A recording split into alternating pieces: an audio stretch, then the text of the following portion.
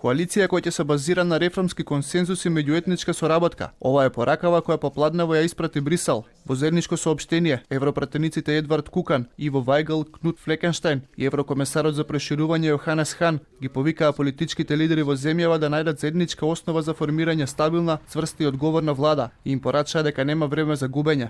Таква коалиција би требало да се базира на силен, инклузивен реформски консензус и на меѓуетничка соработка. Сето ова е витално за враќање на земјата на евроинтегративниот пат, на кој сите партии се обврзаа и кој граѓаните го посакуваат и го заслужуваат. Европратениците побараат политичките партии да работат заедно за да ги направат можни сите неопходни промени и да продолжат со работа на имплементирање на Прежинскиот договор. Апелираме до сите политичари да продолжат да работат на имплементирање на Прежинскиот договор и итните реформски приоритети, како и да ја поддржат работата на специјалното јавно обвинителство на кое мора да му се дадат време и ресурси за да ја заврши својата работа.